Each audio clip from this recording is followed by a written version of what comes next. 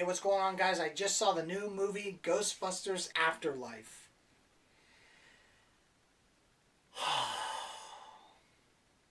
Now, I was very disappointed in this movie because I grew up with the Ghostbuster movies. The theme song is iconic, the costumes, proton packs, the logo of the ghost is a classic. Everyone knows what that is. The Ghostbusters car. Anyone sees that car driving, they're going to want to take a picture with it and they're going to know what it is. Ecto-1 is one of the most classic, memorable movie cars in film history, period. The proton packs with the Ghostbusters is so cool. The idea of Ghostbusters is awesome. Literally just travel in a cool car, shoot ghosts with their proton packs, and trap them. That's the story. It's a cool idea, right? But then this movie is like, no, we're gonna do something different. We're gonna bring in kids. We're gonna make a Stranger Things episode instead. But we're gonna slap the word Ghostbusters on it. I'm not really sure what they want to do with this series anymore. You know, they had the female reboot, which failed miserably. And then this one is basically a kids reboot with little kids in it. And this isn't doing very well either. Box office wise and reviews wise. And I think personally, this is just a story that needs to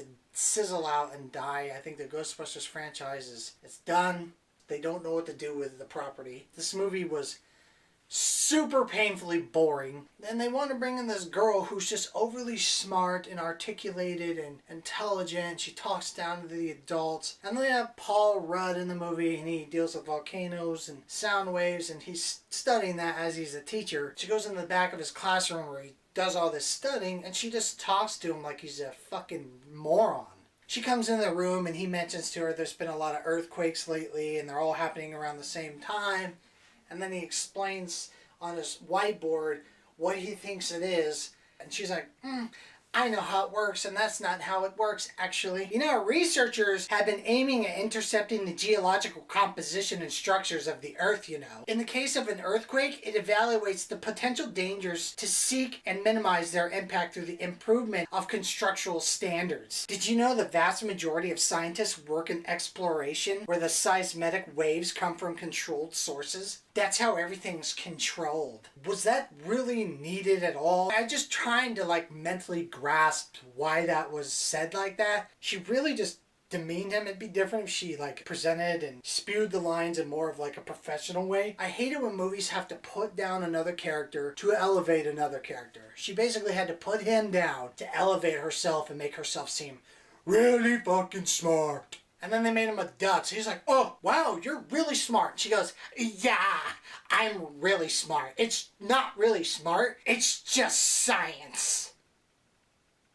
Anyone would know these things if they had a brain. Oh. And aside from that, we also get a super annoying podcast kid who's like, hi, I have a podcast. Do you want to hear it? On today's episode, we're going to go into the old house of the Ghostbusters where Egon used to live. And we're going to see if we can find any ghosts, folks. Stay tuned. Hey, did you want to be on my podcast? I am a really annoying 9-year-old kid that shouldn't be in this movie, but hey, we got to throw more kids in there and make it very kid-friendly. And today on Episode 99, we saw a ghost. Now, you think what I'm doing is annoying, but that's what he does in the movie. So if you don't want to see more of what I just did, I would avoid this movie at all cost. Because that's how he acts the entire movie. It's fucking tiresome and annoying as hell. And the sad thing is most people, when they start this movie, the beginning is actually pretty strong and it starts off really good, and then it just dives, it nosedives. It tapers off everything it's showing you. Hey, this is what this movie's going to be. Here it is. And then it just pulls back and says, no. We don't want to portray, something that it's not. This is what the movie is now. You have to accept it. We're going to have this really overly smart girl. She's going to talk shit to all the adults like they're stupid. And then we're going to have podcast kid in there. And then we're going to have Paul Rudd act like a fucking dutz the whole time. Be like, oh, I didn't know that. Hey, I'm going to date your mom. And we're going to make a couple sexual puns. Because it's funny and awkward. Because there's actually a couple scenes where they were going to kiss each other. And then he's like, so, can I kiss you now? Or are you good on the s'mores? I just don't see the direction. I guess I don't see the director or the writer's vision on making him such a fucking idiot and then making the kids so smart. I guess it's Egon's little girl, so she's gonna grow up to be smart, but I don't have a problem with her being smart. I have a problem when she has to talk shit to everybody else to elevate her own character. Say, oh wow, she's really tough and super aggressive and smart. Whoa. Oh my god, I don't want to mess with her. I just don't play into those games. If it does anything, it throws me out of the movie because I can tell it is being forced into my face. And this is a very minor spoiler, but I don't want people to be disappointed or have their expectations blown. There's barely any ghost. I'm sorry. There wasn't. And if that saves you from watching the movie, I'm glad I told you that, because I was expecting more ghost activity because it's called Ghostbusters, you know? But you get like one fat blue ghost. That's all you really get until the ending. And the ending, this movie is the only good part of the whole thing, the third act. First and second act, it just shows the girl progressing too fast. That also she builds these weapons and uses them like she's been using them her whole life. They don't show any trial or error with the kids using the weapons. The kid just knows how to drive because he mentioned one time that he had his permit.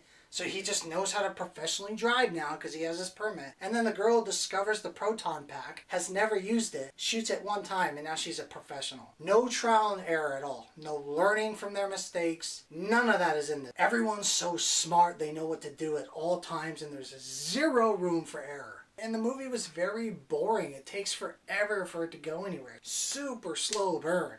Everyone in all the movies, even the old ones, do this. So I'm faulting the old movies too. But every time I watch a Ghostbusters movie, people are like, "You're crazy, man. There's no such thing as ghost." And then they show ghosts throughout the whole city and people are still questioning it. And then when the ghosts show up, people are very nonchalant about it, like they're used to it. So the third act of the movie is very good. I'm not going to spoil anything that happens in the third act, but the third act was fun. It was great to see. And I think the third act is the best way to close off this series forever. They did the Marshmallow Man thing in the movie where they were burning each other and eating each other and killing each other. It was cute and funny, but you could tell they were stretching because a lot of the original stuff was in this one. A lot of ideas and monsters from the old ones were in this. I think the movies have gone stale because the third act was really all it had for it. Not much is happening at all. You don't see a ghost for a good 50 minutes. And then the townspeople parts in the second act just don't